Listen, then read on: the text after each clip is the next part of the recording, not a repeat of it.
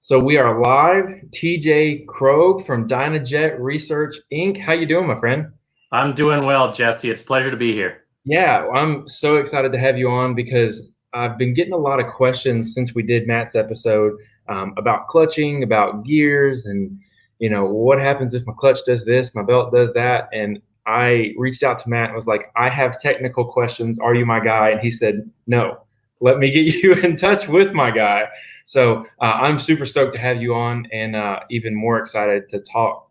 But before we get into all the technical stuff, tell me a little bit about yourself. Who are you outside the business? What do you like to do? What do you not like to do? All that fun stuff. Sure thing. Sounds like a plan. Like I said, my name is TJ Krob. I'm our product development manager here at Dynojet Research. So Matt, he's from down in Vegas. That's where corporate is.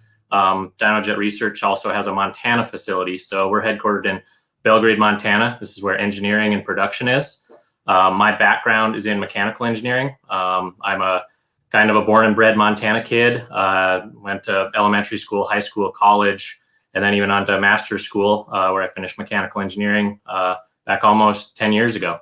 And started with Dynojet back in 2011, and just kind of been enjoying our evolution between, like you mentioned, Power Commanders, Harleys, back when that was our bread and butter, and now that UTVs are all the rage. It's really cool to be exercising a little bit more of those mechanical engineering and new designs and things like that to really see and blend with the market and advance Dynojet in that regard.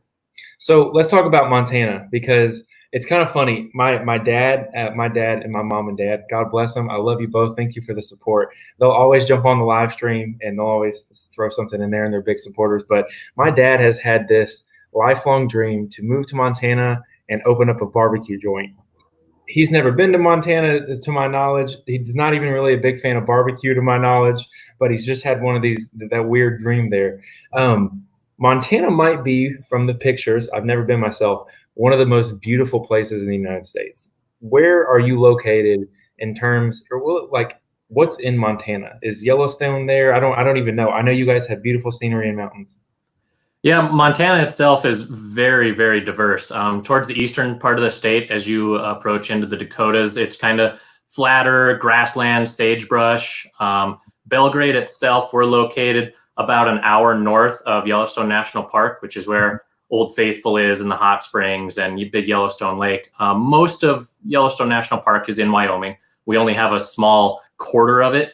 And that's West Yellowstone, Montana, is the name of one of the entry towns to get into the park. So Montana does claim quite a bit of, we've got Yellowstone in our name. But all in all, once you get past, the Billings area, as you work your way from east to west in Montana, you start getting into a little bit more mountains, more ruggedness. We have everything from kind of high mountain deserts and then into lots of lodgepole forests. And then as you go all the way to the west side of the state, it is trees and trees and trees. Some of the tallest and just thickest forests up in the northwest corner of the state. That'd be Glacier National Park is up there. And you'll see a ton of famous posters from Glacier National Park, and the scenery up there is just impeccable. Now, how close are you guys? I mean, before I even go there, because I want to talk about Utah, and you guys are right in the thick of the beautiful part of the country, in my opinion. Everyone loves their part of the country. I'm from Tennessee. We have, the big, thick Tennessee humid woods and all that kind of fun stuff. But you really seem to be in what I would consider the pinnacle of the United States. Can you ride UTVs or off-road, OHV altogether? Where, can you ride in all those locations? Yeah, for the most part. Montana, we do have a lot of national forest land. And then there is wilderness. Of course, we can't take our UTVs or bikes there. Those are off limits to any mechanized use, including a pedal bike or a wheelbarrow. Wow. So we do have plenty of acreage of national forest land, and it kind of depends on the areas. The Forest Service does regulate our recreation, kind of just like anywhere. If there's old 1940s logging roads that are still in development and big Jeeps are crawling up them, that's perfect. Otherwise, they might decommission that road, and you could tell that it used to be there in that land of the forest, and then they've closed it down, whether it be to erosion or kind of just stream water access for there's some fish in the stream that they didn't want to disturb. But then all in all, yeah, we have a pretty plentiful miles of places to take: UTVs, dirt bikes, snowmobiles. That's really my kind of my passion in growing up has always been snowmobiles. I've been riding those since I was 2. Yeah. It's pretty early to be on a machine with some ridiculous power. Yeah, the snowmobiles back then, they're quite small, little kitty cats. You can put a little tyke on them and be able to cruise around in the flats, following dad as close as possible. Yeah. But then, yeah, as far as actually getting out, acreage, miles of terrain, it kind of varies by forest that you can end up in and what size rigs you can take into places. We do have 50-inch restrictions on a lot of ATV trails. So you have everything from the walking only paths to the single track only, so dirt bike. There's some world-class cross-country dirt bike riding out here.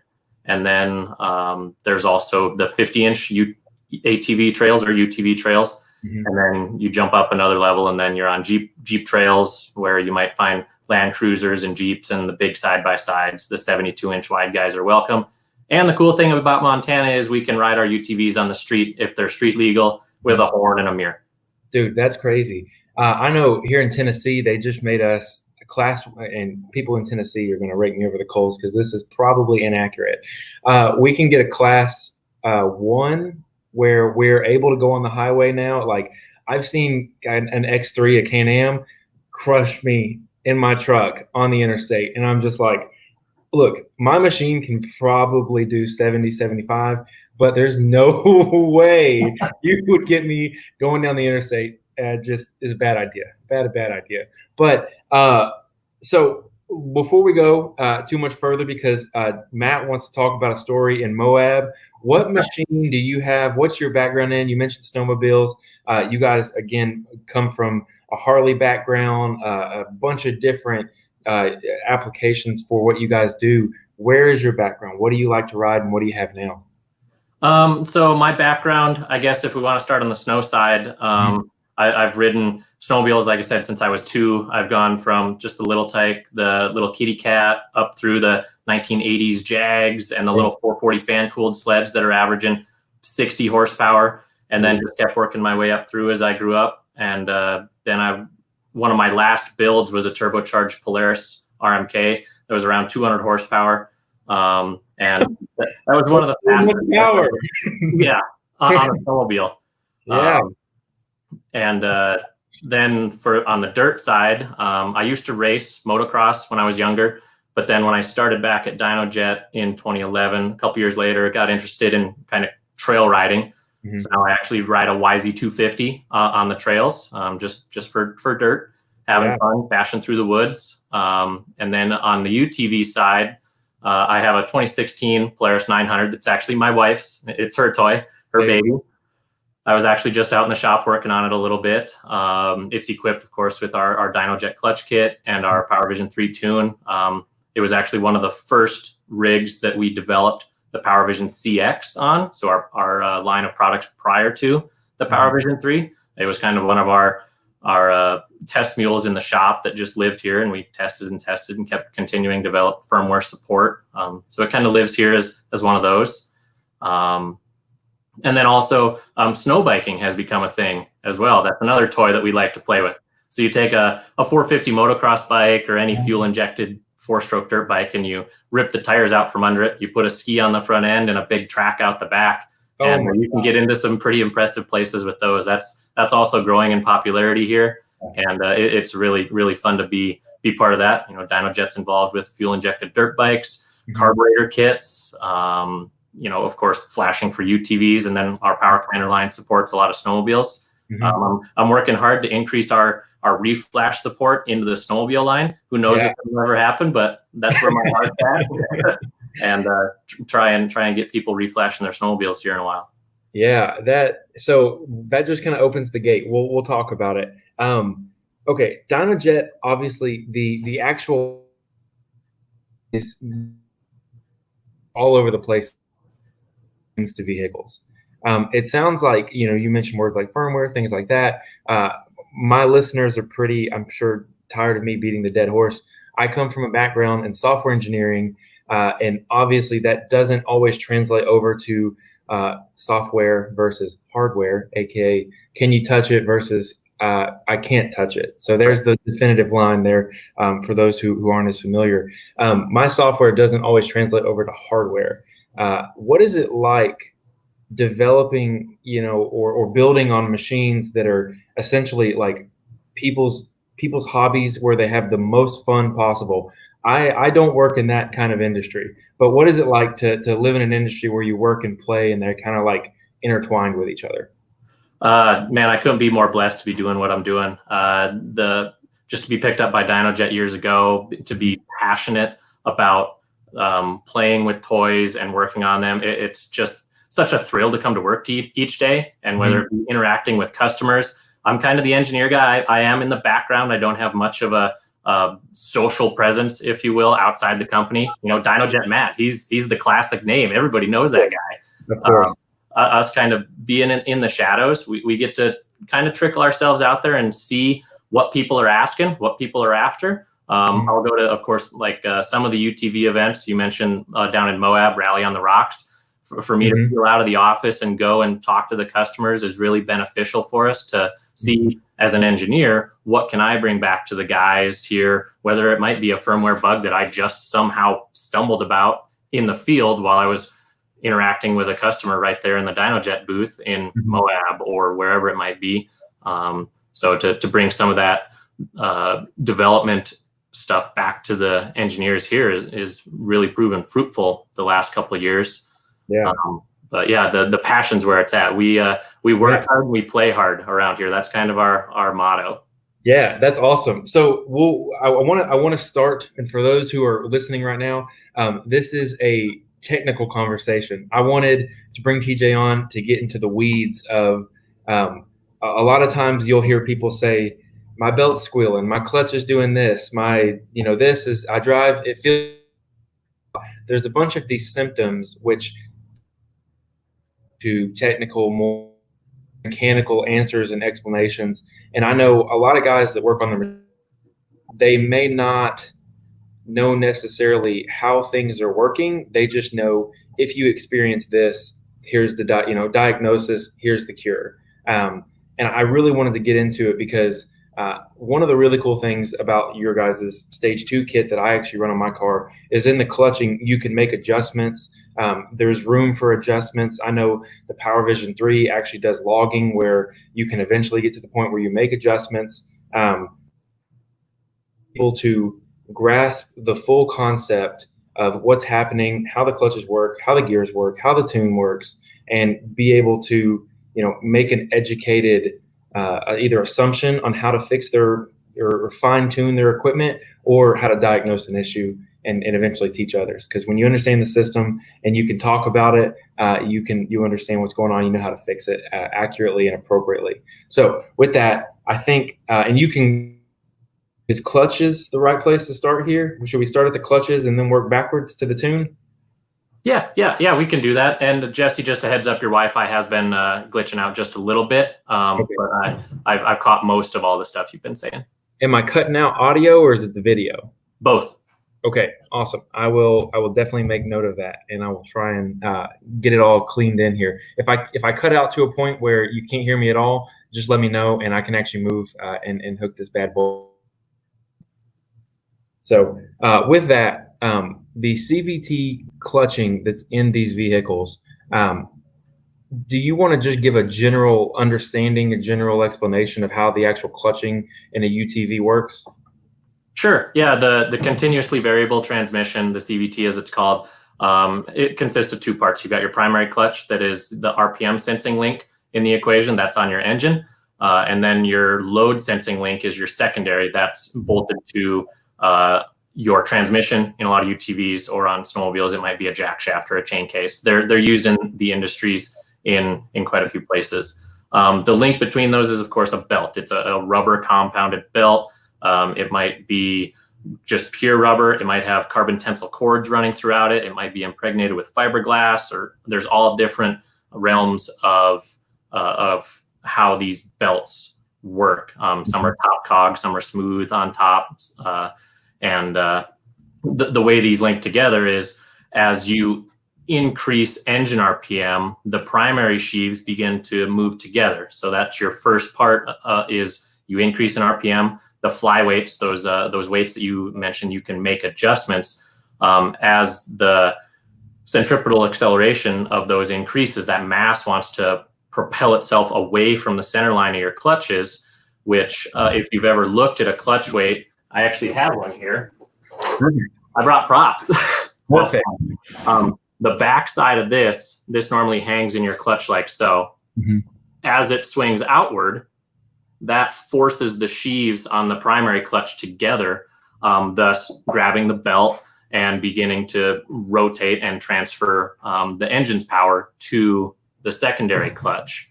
And as you increase up to red line RPM, the weights are just going to keep moving further and further away from the center line.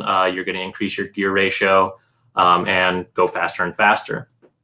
On the flip side, the secondary clutch, some people might think of you have two links here. You've got your input from your engine, and then the output of the secondary going into your transmission. If we wanted to analyze these as kind of like a free body diagram system, instead of saying the secondary is an output, the way it needs to sense load is by input from the tires, input into the transmission, and then input back into the secondary clutch itself.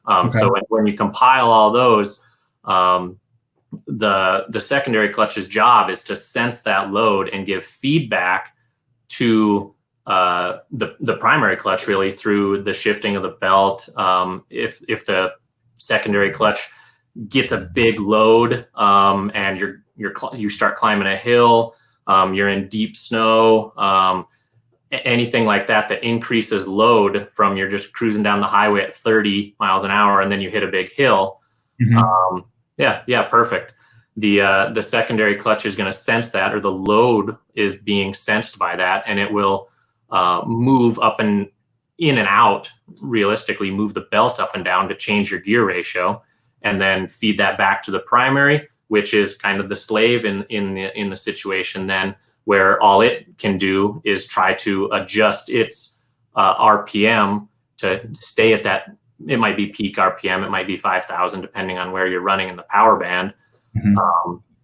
And that's how it all kind of wraps together, is the clutches have to work together, and that's how you end up with a smooth and tuned ride, whether you're high elevation, like we end up at 10,000 feet, or if you're cruising the dunes with big paddle tires, or you're crawling around in the rocks back in Tennessee. Okay.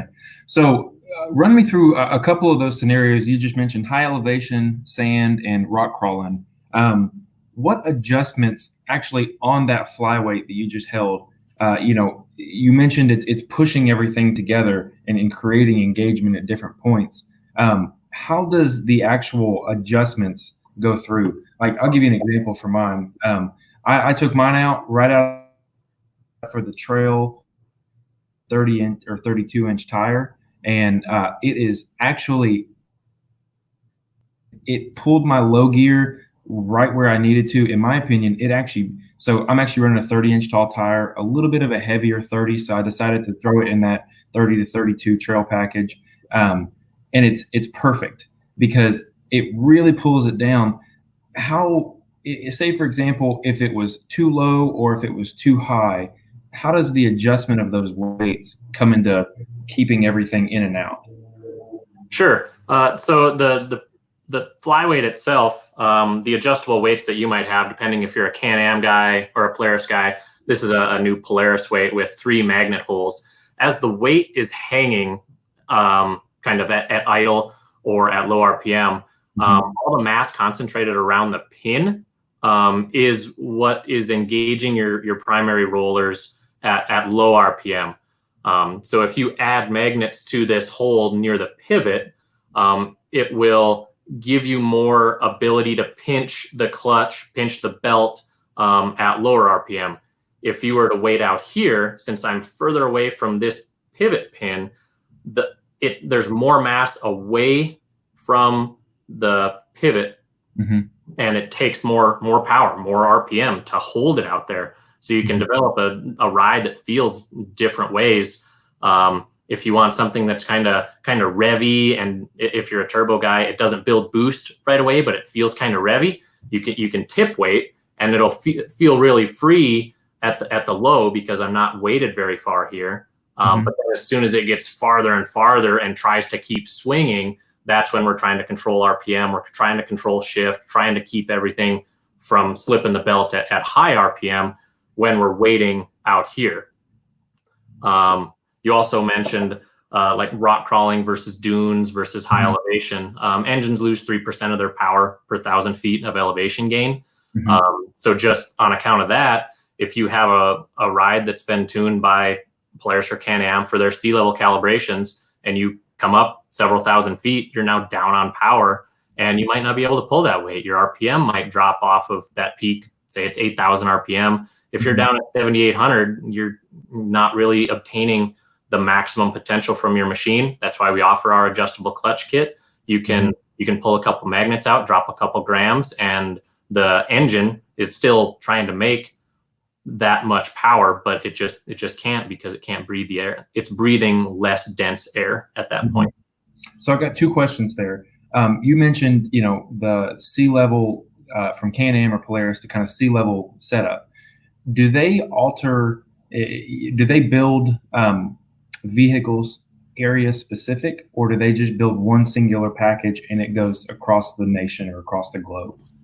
It kind of depends on the power sport that you're talking about. For Skidoo and Polaris in the sled world, they will have a 0 to 3,000 feet clutch calibration, and then up here we'll have an 8 to 10,000 feet clutch calibration that might consist of different weights, different springs, sometimes a different helix. Should it be needed to control the rate of the secondary shifting. In terms of how the UTV side goes, I probably can't answer that fully. But from what I've been told, we don't have varied clutching setups delivered from the manufacturers at this point. That's what I suspect, and then that's not a knock on them at all, but that's what I would suspect in terms of at the rate at which they're pushing these machines out, especially right now where there's a large scarcity of machines, of course, due to the virus and whatnot. But the other thing that you mentioned there was not only the sea level, but when you go up in elevation, you mentioned the machine is breathing less dense air. Are these UTVs not set up to do or to balance that out? Or is that something that has to be compensated for just because they're not designed to handle the elevation? They are designed to handle it. The ECU, the electronic control unit on each of these UTVs, is extremely smart. It does tons of thousands of calculations per second, depending on the speed of the processor inside the ECU and the speed of the crystal and the clock that the firmware is running at. So as you go up in elevation, you're going to start to lose manifold pressure, and there's sensors on board on the machine to sense that. So you'll effectively start running in a different location, a different table, a different row in a specific table. You're going to change your spark advance based on that manifold pressure. Sometimes at key on, each of these rigs might sample barometric pressure, so it can shift you automatically into a different set of tables already. So the machines are totally designed to handle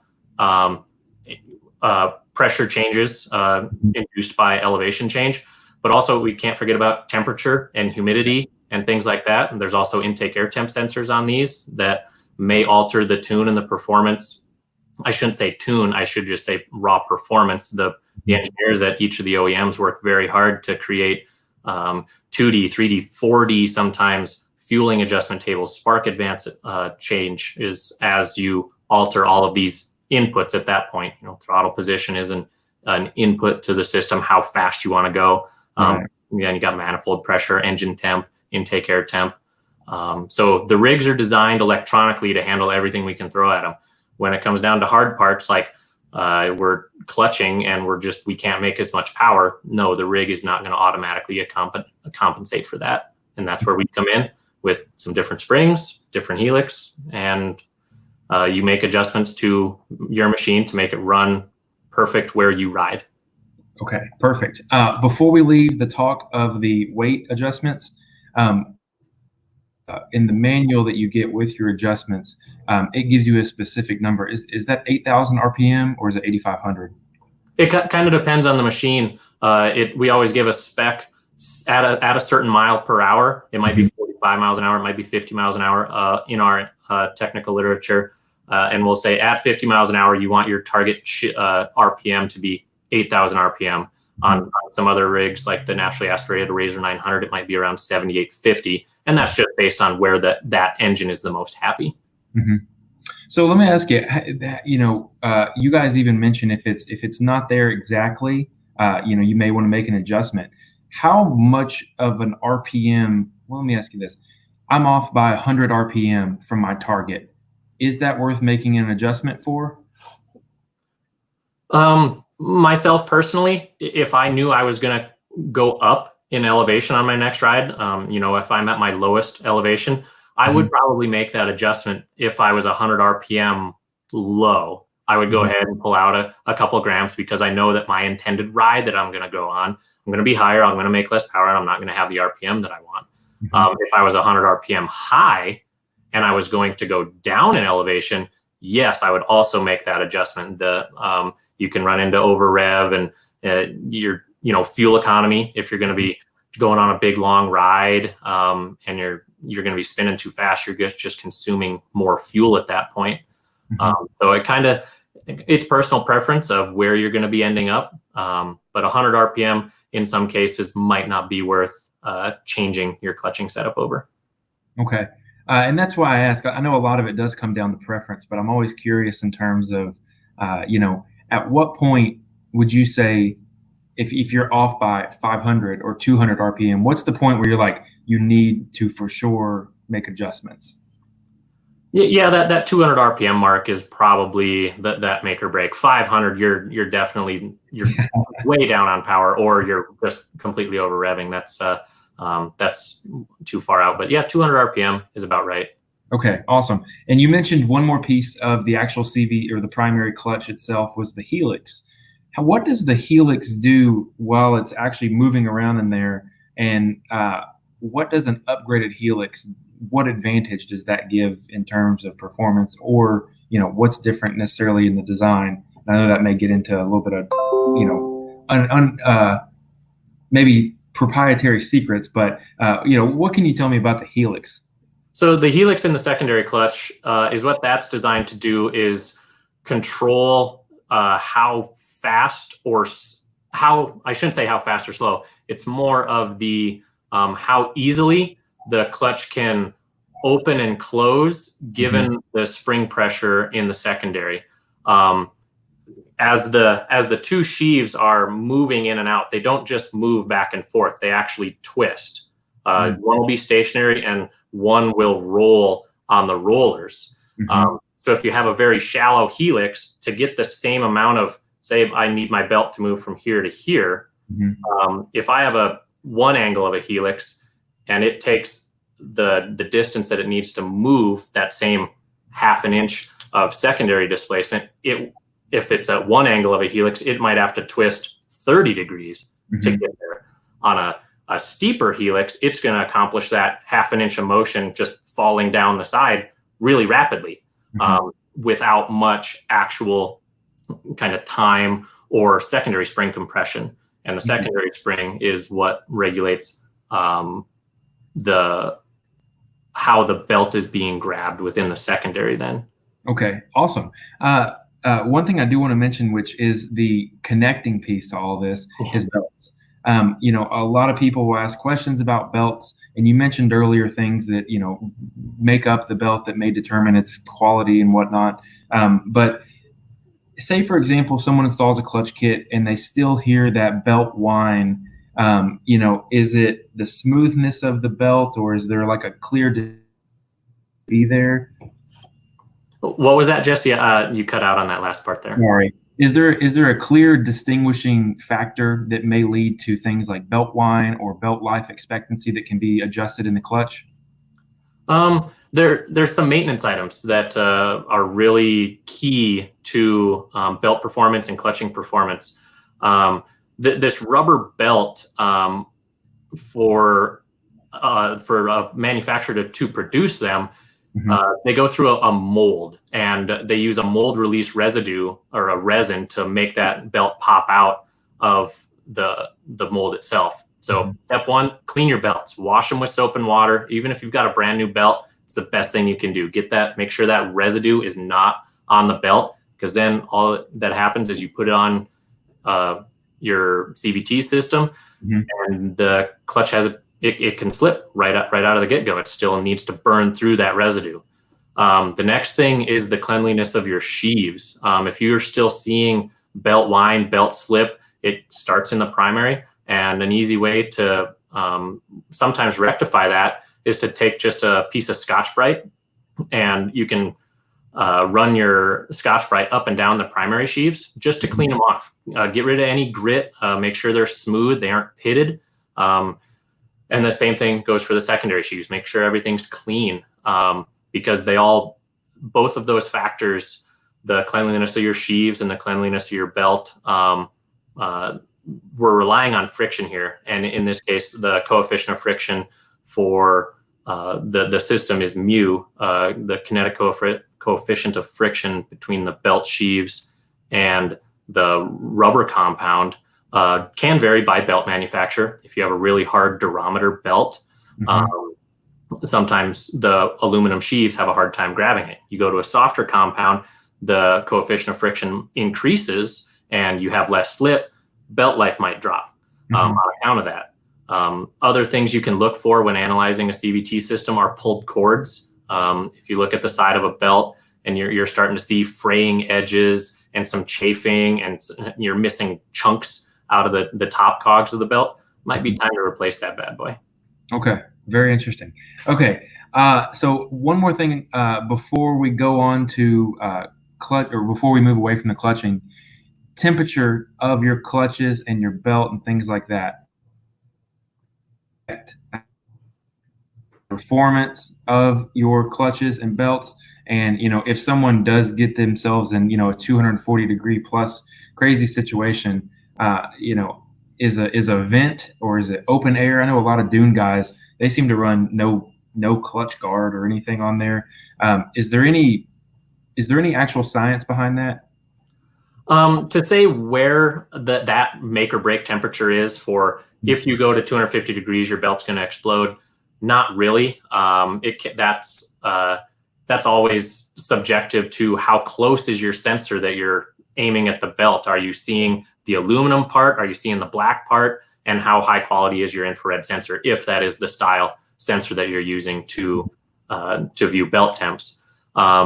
Active ventilation on UTVs that are undergoing high loads, high speeds, to have a little fan in the clutch intake air can pay dividends. There's some air stagnation that can happen within the inlet and the outlet of the clutch venting system. So to keep clean air moving through there, that's also critical. Clean is a big deal for that belt cavity. The guys in the dunes that you see, that sand it blasts into the clutches and it makes them all shiny, and then it falls back out. It can lead to wear in some cases, but other times it's just easier than pulling the cover every time and pulling out 2 pounds of sand. So just let it get in there and let it fall out. Yeah, that's always been one where doesn't take a genius to realize that if you're throwing sand in your clutches, eventually they're not going to be the same that they were when you started. So I always have wondered if the risk benefit was there, but it sounds like it maybe not. We'll see. Right. Okay, gearing. So when the actual transmission comes into play, everyone is familiar. Transmissions are just gears on gears, and they turn, and then they turn something else, and so on and so forth. The CVT, when you make an adjustment to the actual clutching, you're making an adjustment and correct me if I'm wrong. I'm phrasing it as a question more than anything else.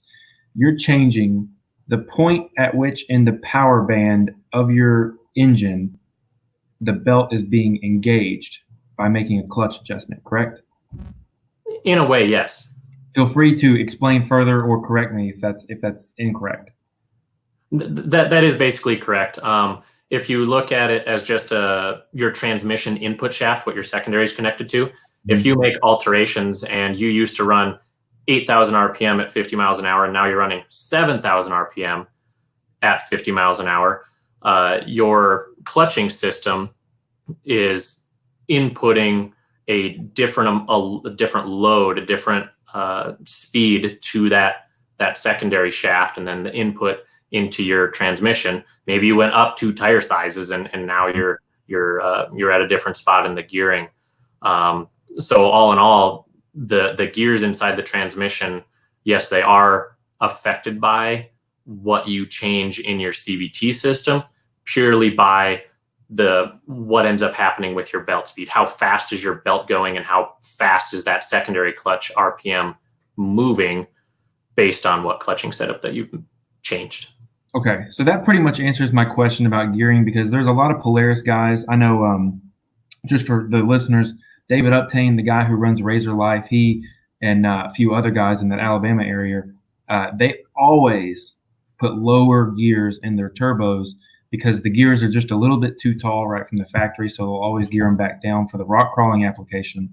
And I had assumed, when you really think it through, that seems exactly your explanation is the conclusion you come to when you make a clutching adjustment, how it affects the transmission. So obviously, this should be an easy answer here.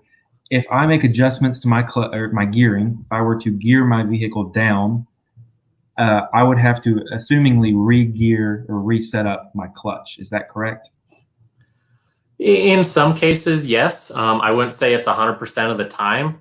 If you're always just rock crawling and you just wanted that low gear, that low gear, your engine might still be happy with just running as it is, and you might not get the full advantage and the full benefit of that gearing change that you've just made.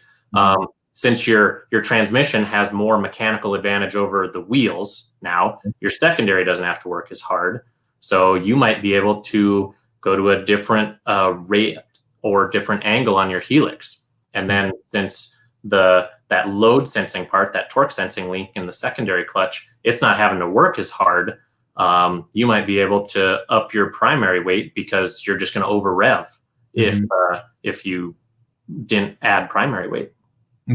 Okay, perfect. And that's kind of the high level explanation of how those two interact that I really wanted to nail. And that leads us to tuners, because tuners play a role in everything. They essentially have their hands in the wires in every piece of it.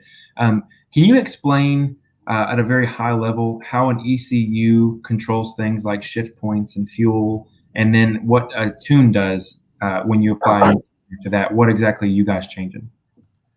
So what an ECU is in charge of, say, is there a rig that you wanted to chat about in particular? A Razor 1000 XP. That's kind of the base model for the UTV market.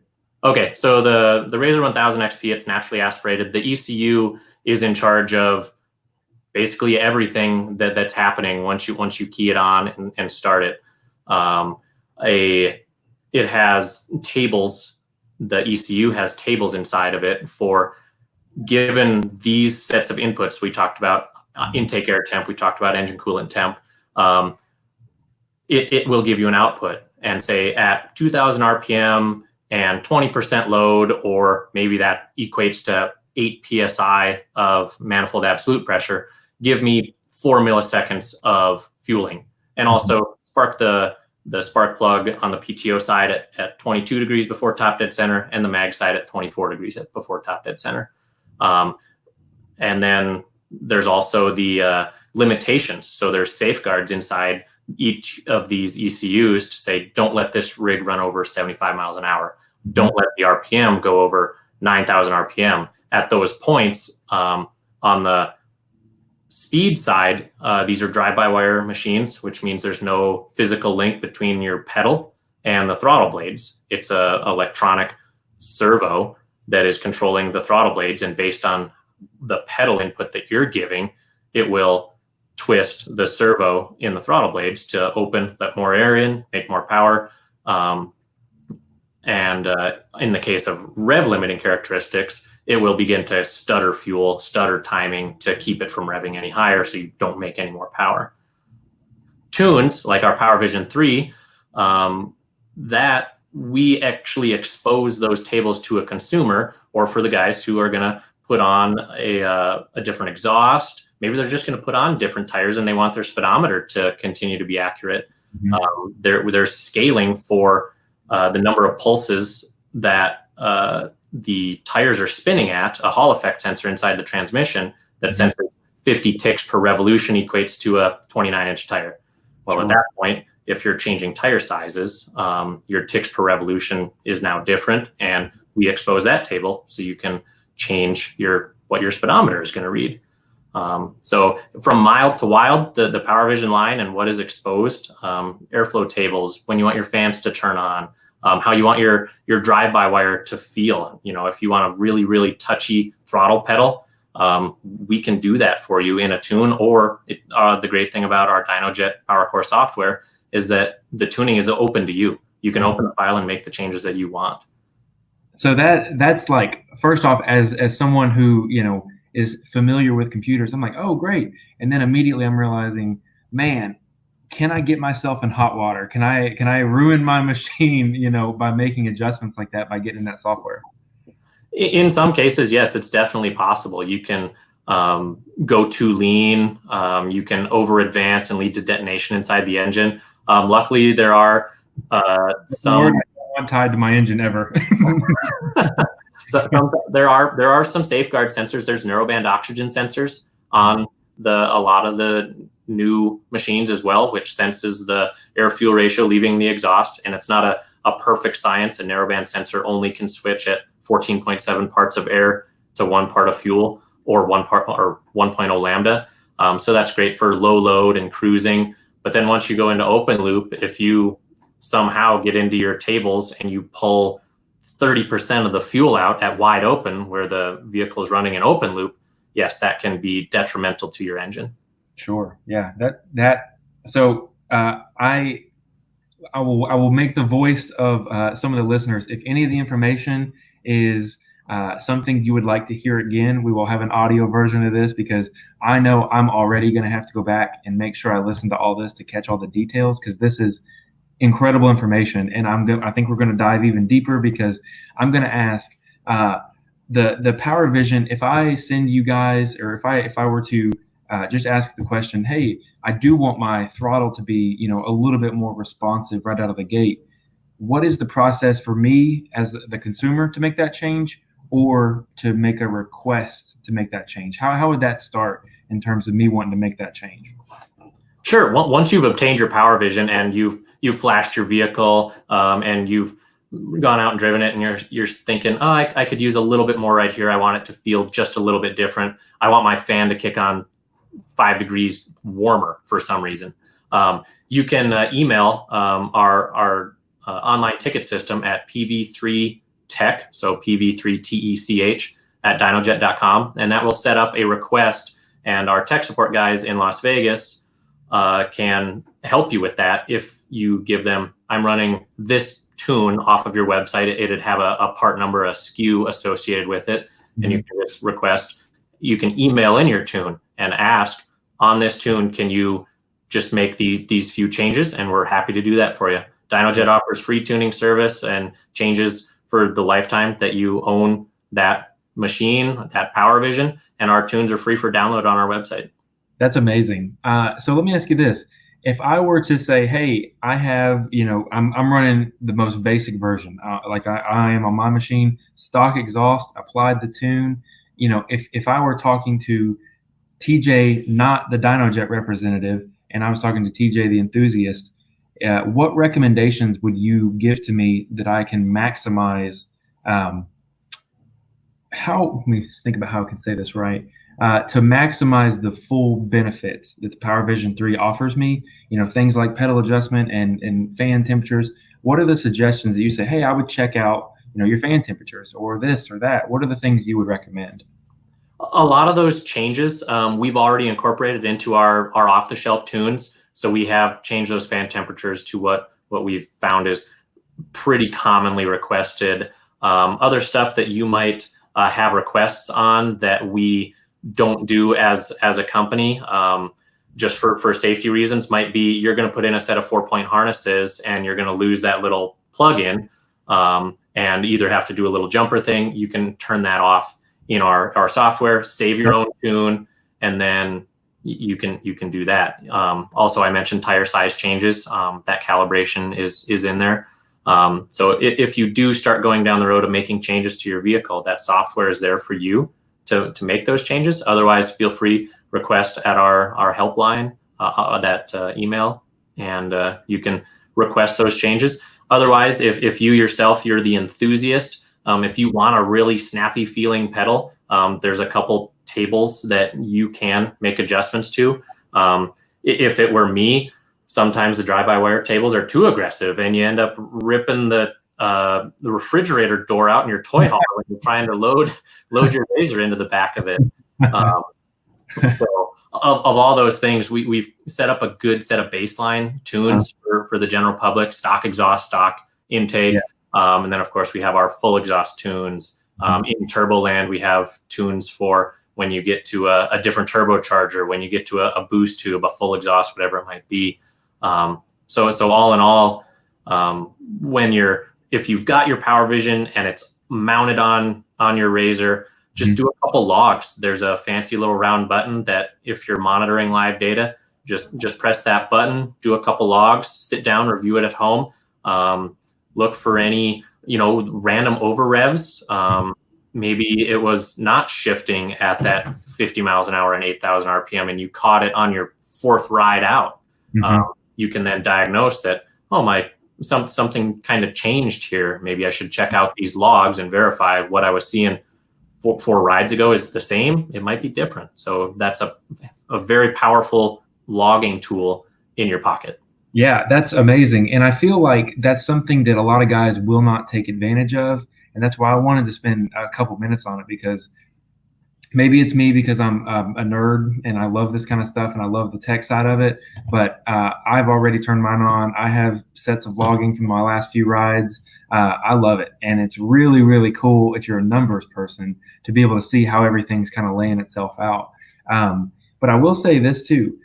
Just for the sake of the interview, PowerVision 3, we'll use we'll use my car as an example. Stock intake, stock manifold, stock exhaust. What are the benefits that you guys market for that tune that comes on there preloaded? So with that particular rig, we do alter those drive-by-wire tables. We make them feel just a touch snappier. And also in some cases, the low range tables might not have gone all the way out to 100% torque request. So we increase that. We also alter the fueling delivery. We actually, on the machines that we pre-develop those tunes for, we install a wideband sensor in the exhaust. We watch exactly what's coming through, and we alter the fueling delivery to match exactly what that request should be, whether it be at cruise or high RPM, to make sure if the fueling table wants to request 13.2 and that's where peak power is, that's what we make sure it gets. Nice. For high quality 91 octane fuel, we also alter the spark advance tables to make sure that if you want to take advance or take advantage of, you're always going to run good octane fuel, we can give you a couple extra degrees of timing. Earlier, I also mentioned how the throttle blades will close at a certain mile per hour to keep them from proceeding any faster. We also push those speed limits out just a little further, and we increase your rev limit as well. And then those fan temps that I mentioned, we also drop those a little bit too. And we talked about this a little bit with Matt, but all of what you guys package right out of the box is a definite step up from the stock tune, but it's still, I'm using air quotes very lightly here, conservative to a certain degree. Because a lot of guys there's a number of companies out there who offer tunes and things like that. And can you tell me a little bit about what separates, another third-party vendor that uses your PowerVision 3 and piggybacks their own tune on there versus the tune that you guys put on there? What are the differences, and should someone be worried about using a third-party tune that may be too aggressive? In some cases, that's just kind of how well you know your tuner. How, if you want to go to one of our outside vendors, we have some incredible dealers that drive our product very hard. They're a great asset to our team, and they do know what they're doing. There's more than one way to skin a cat. So if they, instead of making changes in the VE table, they do it in the IPW comp table, which is individual cylinders.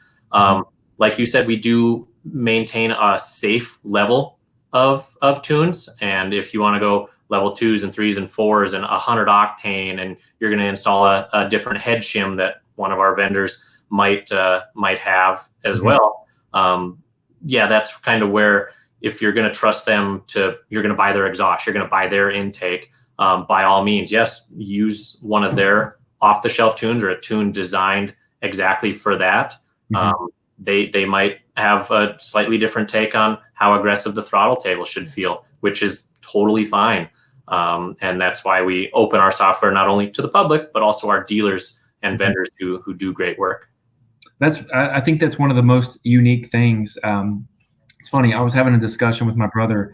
He is a doctor of computer science, and he does research for Google and Mozilla and a bunch of different things. And I was talking to him that I had an interview with you guys, and I said one of the coolest things is they have almost, to a certain degree, made these tunes in the tuning platform open source. And I think that is just one of the coolest things, because you guys not only have the delivery mechanism nailed to a T, offer your own tunes, but just like you mentioned, the other vendors, you guys kind of hand it over and say, use it at your own risk. But I've seen some tunes and seen some horsepower and numbers, and I've seen things with my own eyes where you guys have created a tool in which you can really make these machines into like demon-like machines and just vicious machines. So I want to applaud not only the open source ideology, but also just the fact that you guys have opened the door for some crazy development. Absolutely. And we appreciate that feedback. We are a customer-driven company. We're enthusiasts at heart. So if somebody wants to go really fast, we want to help them get there. That's awesome. So that's kind of where I wanted to see what came next for you guys. You guys are out there with racers all the time, adjusting these things. Can you talk a little bit about the process of how, your Dynojet as a business progresses and grows and expands and things like that? What comes next for you guys? Well, what comes next is going to be, we're going to take a look at the 2021 models. We're going to see what's changed on those. In some cases, myself being a mechanical engineer, I do some 3D modeling. And if we have to dig into a different clutch, maybe there's no longer team clutches on a Polaris, or Can-Am completely changes theirs, and we want to continue to evolve with whatever they're installing in stock form. We want to rip it apart and analyze it with a pair of calipers. And myself personally, sometimes I'll jump on the CNC machine and cut a set of prototype weights, and we'll actually throw them in an oven. We'll harden them, and I'll ship them down to our test guys in Vegas. They might have a racer guy that's coming through the shop with that exact rig that we're designing it for. And we want to give him that adjustment, kind of on those prototype setup, send him out in the field. He can go do 200 miles out in the desert and come back and tell us it worked or it didn't work. And then, so continuing to evolve and change is, we're just going to keep our foot on the floor, and any of the new vehicles that come out, if there's a different language inside the ECU, or the 2021 tune has a different, there's a couple keys inside the ECU that we ping on. If one of them doesn't have support, well, we'll get in one of those vehicles, we'll get a read from it, and we'll begin defining all those tables, making sure that there's anything UTV space or fuel injected that we want to continue supporting their line. We're right at the front of it. Okay, I got two more things for you. Just made me realize. One is the Honda Talon. The Honda Talon is not, I may be wrong. It's got a full like paddle shift manual transmission. Have you guys looked into that at all? I mean, is that, I don't know anything about it. What are your thoughts on that style of transmission, that style of setup for the UTV space? Absolutely, yes. Dynojet does offer a PowerVision 3 for the Honda Talon. We have looked at that. We can reflash that. And the dual clutch transmission is a fancy little gizmo. It is not a primary clutch and a secondary clutch. There's valve bodies and fluids and solenoids that are jumping back and forth to put it in specific gears. And it's a well-crafted system. It's used on the Africa Twin line of motorcycles from Honda as well. The driving of them, I only spent a little bit of time in one down in Moab on one of the Honda demo days, and it was pretty fun. They've got the sport mode and the automatic versus manual transmission, and they put the power to the ground really well. I've also, up here in the shop, a friend of mine had bought a Honda Talon, and we wanted to see where we may have been missing some tables, or if we had the machine fully defined. So we put a turbo kit on it and realized there were some thresholds that, oh yeah, we needed to open that table over there. I put in different injectors, so I needed a scaling table. And just by doing that project here in the shop, you really learn that, yeah, Honda did a great job. And now as we try to make more and more, we need to expose those tables and give consumers what they need to tune their ride. So let me ask you this: with your experience with the Honda, and you said your wife has the Razor, and Matt, I'm sure, who's listening, Matt has the Can-Am. I'm sure you've had your hands in all of them, on all of them. If you were to go out today and buy a brand new machine, which one would it be? Oh man, myself being in Montana, and we do have that 50-inch width restriction. I would probably have, if I had to go buy another machine, I would go buy another 50-inch Polaris Razor at this point. They haven't changed since 2015, which I'm hoping, fingers crossed, we've got something new coming for us. Yeah. I just really feel at home in them. They're kind of like driving a Jeep. I love the interiors on some of the other rigs, the Can-Am Maverick, the Trail, if we're talking all 50 inches here.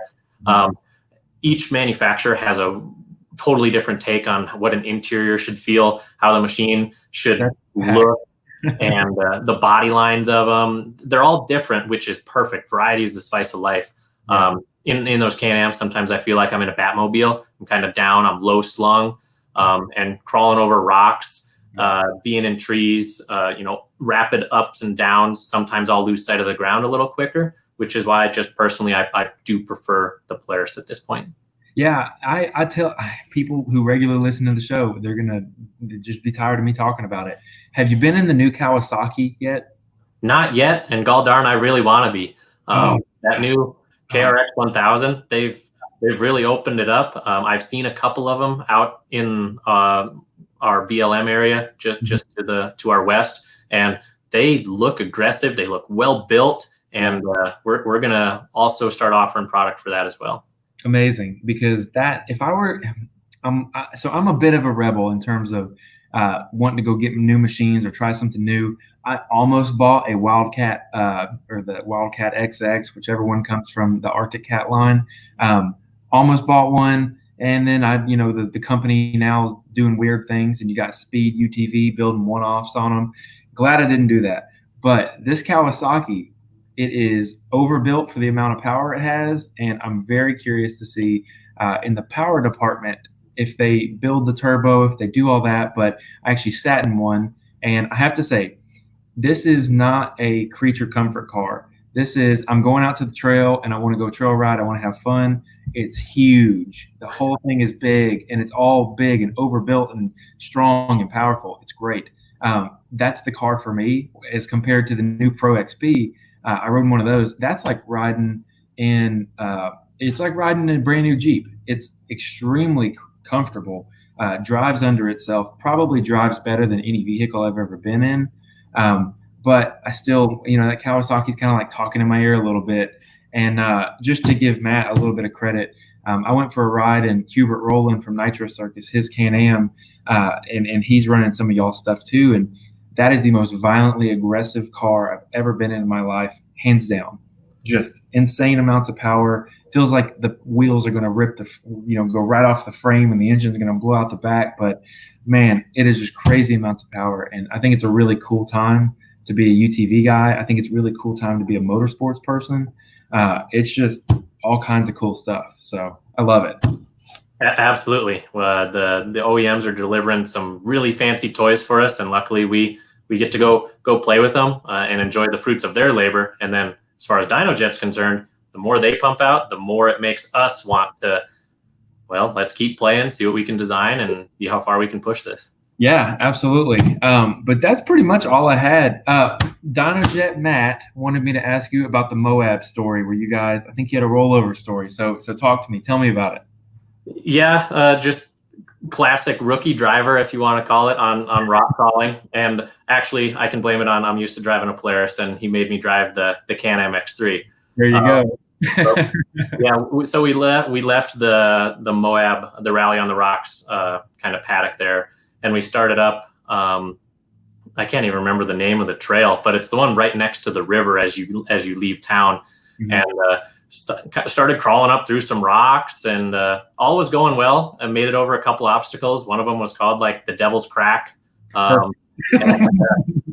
Just got into this little area, and we were on a ride with a couple employees from STI, and we were kind of doing a photo shoot on some of their new tires, just getting some footage. And now Dynojet Matt's X3 had some STI tires on it. Wanted to get a couple shots of those crawling over some rocks.